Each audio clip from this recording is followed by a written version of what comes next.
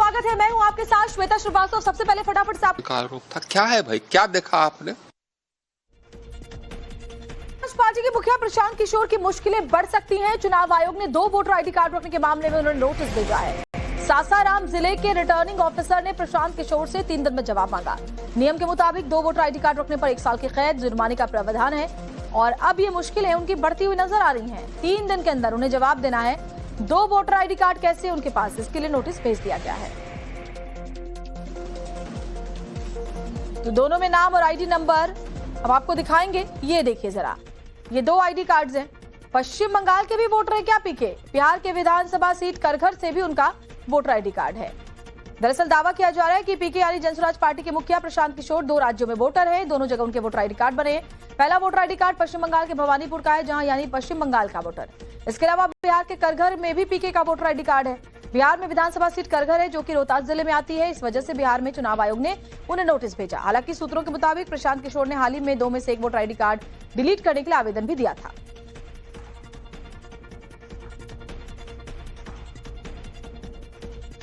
वैसे 2 voter ID card की controversy के बीच प्रशांत किशोर का चुनाव प्रचार जोर शोर से जारी है। प्रशांत किशोर आज अररिया के जोकीहाट में थे। उन्होंने अपने उम्मीदवार सरफराज आलम के लिए वोट मांगे। इस दौरान उनकी रैली में भारी जनसैलाब दिखा। इस दौरान पीके और उनके उम्मीदवार गाड़ी की छत पर बैठकर प्रचार करते हुए नजर आए। जोकीहाट सीट पर मुस्लिम आबादी 65% से ज्यादा है, जहां इस बार 3 पूर्व मंत्री आमने सामने हैं चुनावी मैदान में। बिहार के सीमांचल में मुस्लिम वोटों को लेकर राजनीतिक दलों में खींचतान चल रही है और इस बीच जनसुराज पार्टी के प्रमुख प्रशांत किशोर के बयान पर एआईएमआईएम ने पलटवार किया। एआईएमआईएम के नेता वारिस पठान ने प्रशांत किशोर को फ्री की सलाह न देने की नसीहत दी। वारिस पठान ने कहा कि पीके और उनकी पार्टी डरी है और इसी वजह से वो एआईएमआईएम को लेकर इस तरह के बयान दे रहे हैं। इससे पहले किशनगंज में प्रचार के दौरान जनसुराज पार्टी के संस्थापक प्रशांत किशोर ने कहा था एआईएमआईएम के प्रमुख ओवैसी उनके मित्र हैं। साथ ही सुझाव दिया कि वो पहले हैदराबाद संभाले और साथ ही कहा कि पूर्वांचल में आकर ओवैसी कंफ्यूजन पैदा न करें। भैया ऐसा है, ओवैसी साहब मेरे मित्र हैं, लेकिन मेरा उनको सुझाव है बिना मांगा हुआ कि आप हैदराबाद संभालिए, हैदराबाद अपना किला बचाइए, बेकार सीमांचल में आकर और कंफ्यूजन पैदा मत कीजिए। अगर आप हैदराबाद अपना संभाल लिए होते, अगर तेलंगाना में मुसलमानों का भला कर दिए होते तो यही बढ़िया होता। दुनिया में सबसे आसान चीज क्या है पता है? फ्री के अंदर एडवाइस दो, किसी को चाहिए नहीं चाहिए। प्रशांत किशोर जी खुद तो चुनाव नहीं लड़ रहे। क्यों नहीं लड़ रहे भाई? आप तो डर गए। और हम जब चुनाव लड़ रहे हैं बिहार में तो इनको तो डर लग गया, क्योंकि इन्होंने देखा पिछली मरतबा 19 सीट पर लड़े, 5 पे हम जीते। ये तो नहीं थे जब, ये तो ममता दीदी को वो कर रहे थे, एडवाइस दे रहे थे, बीजेपी के एडवाइजर थे। आज ये हमको आगे फ्री में एडवाइस दे रहे। आप लड़ते नहीं और हम लोग लड़ रहे, तो आपको डर गए। देखिए हमारे वहाँ बिहार में लड़ने से साफ बात है, तमाम ये जो मुख्तलिफ सियासत पार्टियां हैं महागठबंधन में, उनको डर लग गया है। प्रशांत किशोर डर गए कि भाई ये क्या होगा, क्योंकि हम एक ऑल्टरनेट के हिसाब से बिहार के अंदर एमआईएम उतरी है। वहीं दूसरी ओर मुस्लिम वोट बैंक को लेकर पीके का एक और बड़ा बयान सामने आया। बीजेपी से नहीं अल्लाह से डरो कह रहे हैं। महागठबंधन बीजेपी से डराकर मुस्लिम वोट ले रहा है। मुस्लिम लालटेन का केरोसिन बनकर जल रहा है। प्रशांत किशोर ने कहा कि अगर मुस्लिम बीजेपी के डर से वोट देता रहेगा तो लालटेन के केरोसिन तेल बनकर जलेगा और लालू के घर में रोशनी होगी, उनके खुद के घर में नहीं।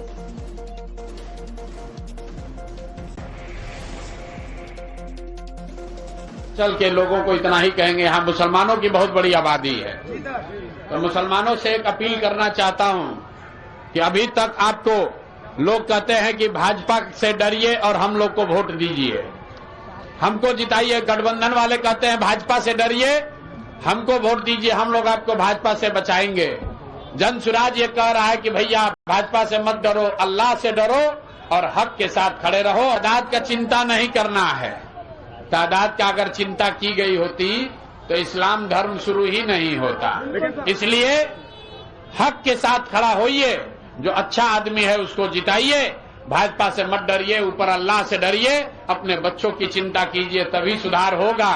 न तो भाजपा से डर के वोट देते रहिएगा तो लालटेन में किरासन तेल बनकर जलिएगा आप, जलेगा आपका और आपके बच्चों का भविष्य और रोशनी होगा लालू जी के घर में, आपके घर के। पहले पटना में तेजस्वी यादव को नायक बता। बागेश्वर धाम पर दिव्य दरबार के दौरान पंडित धीरेन्द्र शास्त्री ने दावा किया है कि विदेशी ताकतें उन्हें बदनाम करने की साजिश रच रही हैं। मंच से उन्होंने कहा कि अंतर्राष्ट्रीय स्तर पर साजिश की जा रही है, जिसमें पूरी एक टीम लगी हुई है। उनके मुताबिक विदेशी ताकतें आर्टिफिशियल इंटेलिजेंस यानी AI का सहारा लेकर उनके गलत फेक वीडियोस बना रही है, जिन्हें वायरल किया जा रहा है। IT की 22 सदस्यीय टीम लगी। महाराज ने कहा उन्हें बदनाम करने के लिए विदेशी ताकतें अंतर्राष्ट्रीय स्तर पर अब AI का सहारा ले रही हैं। इसके लिए IT की 22 सदस्यीय स्पॉन्सर टीमें भी लगाई गई हैं। इन टीमों का काम AI वीडियो जनरेट कर उन्हें गलत तरीके से बनाकर वायरल करना है, जिससे बाबा की बदनामी होगी। बड़ी बड़ी विदेशी ताकतें गिरावे के लाने रोज हमको एक सूचना दी थी किसी बहुत बड़े पदाधिकारी ने दिल्ली में कि पूरी IT की 22 लोगों की टीम हमारे खिलाफ लगी है सिर्फ वीडियो वायरल की। और फेक वीडियो बना करके AI जनरेटेड वीडियो बना करके वायरल करते हैं, उस पर रुपया लगाते हैं, स्पॉन्सर्ड कहते हैं उसको, पैसा लगा करके वायरल करते। तो उन्होंने कहा कि आपको भय नहीं लगता? हमने कहा सुनो, हमारा जो है सो सामने है, हम कमरे में भी वैसे ही रहते हैं, मंच पर भी वैसे ही रहते हैं। जब हमको डर नहीं है, कुछ कर नहीं है तो डर नहीं है, फिर जो भगवान को करना होगा सो होगा, उनके भरोसे हैं। तो विचार करो, कई तांत्रिकों की दुकानें बंद हो गई तो क्या वो चुप बैठे होंगे? बताओ, उनके पास जितने देवी देवता होंगे सब छोड़ते होंगे कि नहीं? पर रक्षा कौन करत? बालाजी महाराज, सन्यासी बाबा। हम आपको कहना ये चाह रहे तो पूरी पृथ्वी तुम्हारे विरोध में लग जाए, हनुमान जी तुम्हारे साथ हो तो कोई बाल बांका नहीं कर सकता। बंगाल की खाड़ी से उठा चक्रवाती तूफान मोन्था धीरे धीरे तट की ओर बढ़ रहा है और इसी के साथ भारी बारिश का दौर भी शुरू हो गया है। मौसम विभाग के मुताबिक आंध्र प्रदेश में मछलीपट्टनम और कलिंगापट्टनम के बीच काकीनाडा में तूफान तट से टकरा सकता है और आंध्र प्रदेश में ही साइक्लोन का सबसे ज्यादा असर देखा जाएगा। इसके बाद ओडिशा और छत्तीसगढ़ में भी तूफान असर दिखाएगा। कम दबाव के क्षेत्र और चक्रवाती तूफान का असर देश के बड़े हिस्से में दिखाई दे रहा है। आशंका है कि साइक्लोन आज शाम काकीनाडा के आसपास तट से टकराएगा, जिसकी वजह से 100 किलोमीटर की रफ्तार से हवाएं चलेंगी। इसलिए अभी से एनडीआरएफ, एसडीआरएफ समेत सभी एजेंसियां हाई अलर्ट पर है। टीमों की नजर इस पर बनी हुई है।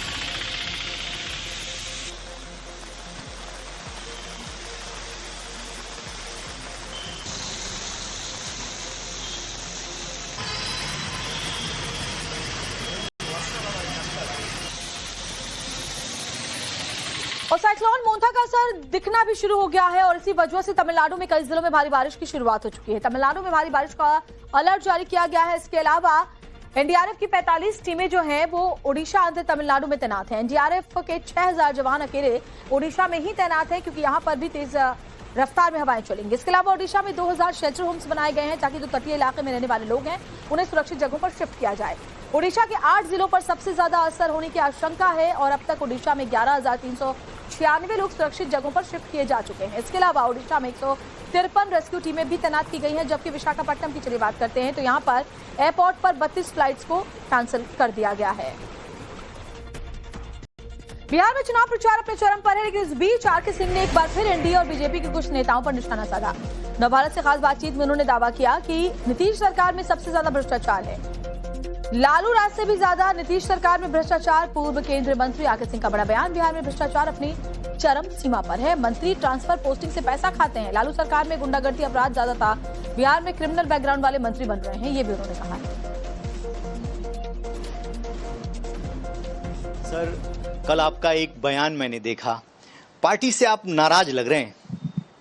नहीं, ये गलत इंटरप्रिटेशन है। ये हमारी नाराजगी की बात नहीं है, पार्टी से नाराजगी या किसी से नाराजगी। हमारी चिंता है प्रदेश के लिए कि हम 1975 बैच हैं, आईपीएस के 75 बैच के हैं। तब से लेकर के आज तक जितनी भी सरकारें आई, उसमें इस सरकार के पीरियड में पिछले 4 सालों में जो भ्रष्टाचार चरम सीमा पर पहुंचा, ऐसा पहले कभी नहीं था। लालू के समय में भी नहीं था इतना भ्रष्टाचार। आप कह रहे हैं कि नीतीश जी में ज्यादा भ्रष्टाचार हो? जी बिल्कुल, ज्यादा भ्रष्टाचार। आप कहीं चले जाइए, एकदम भ्रष्टाचार चरम सीमा पर पहुंच गया है। एक मंत्री नहीं आया, या शायद पूरे में एक मंत्री होगा जो कि शायद ये ट्रांसफर पोस्टिंग में पैसा नहीं लेता है। सबके सब ट्रांसफर पोस्टिंग में पैसा लेते हैं, सबके सब कमीशन खाते हैं ठेका में, और ये नीचे तक जाए, अंचल अधिकारी हो, बीडीओ, आप जाकर के देखाइए ना। लेकिन सर, आप कह रहे हैं कि जो क्रिमिनल्स हैं, जो भ्रष्टाचारी हैं, उनको टिकट तो दोनों ही पॉलिटिकल पार्टियों की तरफ से दिया गया, तो पार्टी विद डिफरेंस। हमने कहा भी है, देखा, जो हमने कहा ना कि भ्रष्टाचार पहले से एकदम बिल्कुल रिकॉर्ड लेवल पर है। एक बात ये भी जरूर है कि लालू के समय से ज्यादा भ्रष्टाचार है, लेकिन गुंडागर्दी लालू के समय में ज्यादा थी, क्राइम लालू के समय में ज्यादा था। तो आरजेडी के आने का तो कोई प्रश्न ही नहीं है। अगर आप सोचिए, कोई विश्वास कर सकता था कि अनंत सिंह को टिकट मिलेगा? अनंत सिंह को कोई विश्वास कर सकता है कि हाँ साहब सो ये सूरज भान को टिकट मिले? कोई बताइए साहब, आप ये बताइए कि कैसे कैसे आप लोगों आपने उप मुख्यमंत्री बना लिया है, कैसे कैसे मंत्री बना लिया है, जिनका कि क्रिमिनल बैकग्राउंड है, क्रिमिनल पास्ट है। क्यों? साफ सुथरे आदमी नहीं मिलते क्या? कि मान लीजिए चुनाव तो हो रहा है, कोई ना कोई जीतेगा, लेकिन जो मुख्यमंत्री पद के संभावित दावेदार हैं दोनों तरफ से, उधर से तेजस्वी हैं और इधर भारतीय जनता पार्टी की तरफ से देख लिया जाए तो नीतीश जी जितने दिन रहें। अब मान लीजिए सम्राट चौधरी हैं, यही है ना कि नीतीश जी कितने दिन रहेंगे। उनका जो स्थिति है हमको नहीं लगता कि ज्यादा दिन चलेंगे, महीना 2 महीना ज्यादा। उसके बाद तो फिर कौन बनेगा मुख्यमंत्री? तो जो हम सामने नेतृत्व देख रहे हैं, एक तरफ देख रहे हैं ये सम्राट चौधरी उप मुख्यमंत्री, एक तरफ देख रहे हैं नित्यानंद राय, दिलीप जायसवाल, यही तो नेतृत्व है भाजपा का। और तीनों का रिकॉर्ड देख लीजिए आप। सम्राट चौधरी का तो सामने है ही है, हत्या के आरोपी, अपने डेट ऑफ बर्थ में इधर उधर किया, पढ़ाई लिखाई सुन कहते हैं कि 10वीं पास नहीं है, जनसुराज कहता है। इसको देख लीजिए आप नित्यानंद राय को, ये इस पर भी हत्या के आरोप रहे, अपहरण के आरोप रहे, जेल में रहे हत्या इत्यादि के आरोप में, सुप्रीम कोर्ट से सुनते हैं कि बेल हुआ। क्या है भाई? ऐसे ही दिलीप जायसवाल को देख लीजिए साहब, उस पर भी हत्या का आरोप था, उस पर ये एक माइनॉरिटी मेडिकल कॉलेज का हड़पने का आरोप था। क्या है भाई? क्या देखा आपने? पहले पटना में तेजस्वी यादव को नायक बताते हुए पोस्टर लगाए गए थे और इसी के बाद बहस शुरू हो गई थी कि क्या तेजस्वी यादव जननायक बनने की राह पर है। इस बीच आरजेडी नेता अब्दुल बारी सिद्दीकी का बड़ा बयान सामने आया।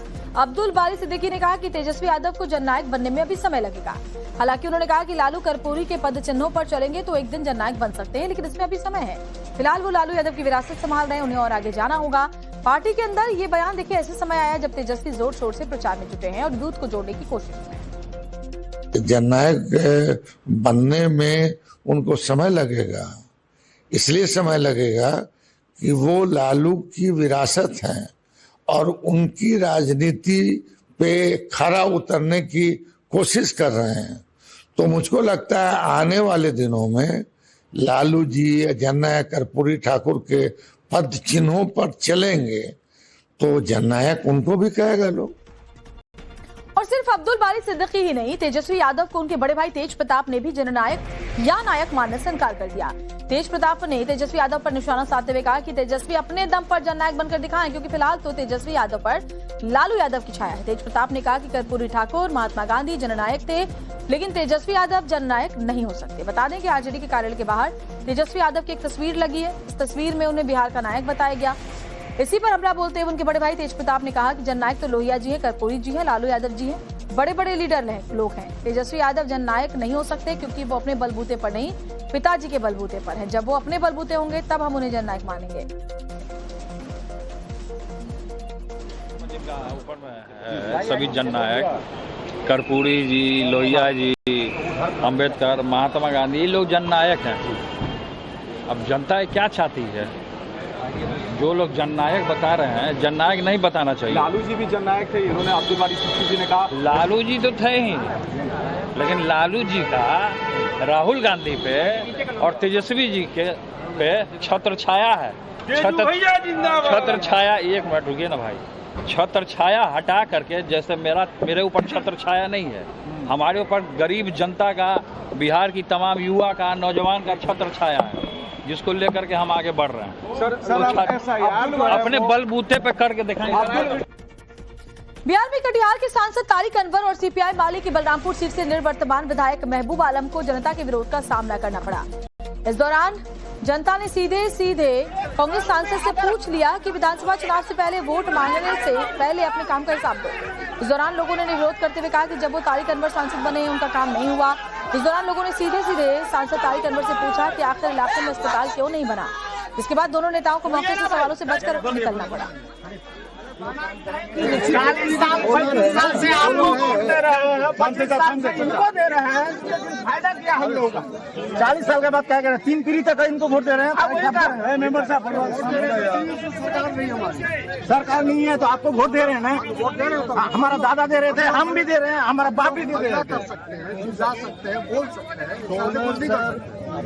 सर एक बात आप ज्यादा बोल रहे थे, हम लोग सही बात सुनिए सर। अब कई मतलब छोड़िए, जब से ये टर्म में अगर हमारा 10 पंचायत का काम कर देता है, हम समझते विराट जी मेरा काम किए हैं, आप भी मेरा काम किए हैं। 10 में जब काम नहीं हुआ, कहाँ हुआ? सड़क कहाँ? सड़क कहाँ? नहीं, नाम की नहीं है, जाने का सवाल नहीं है, यहाँ नाम की नहीं है। आप घेर रहे हैं हम लोग, क्या करें? घेरेंगे, आज मेरा मौका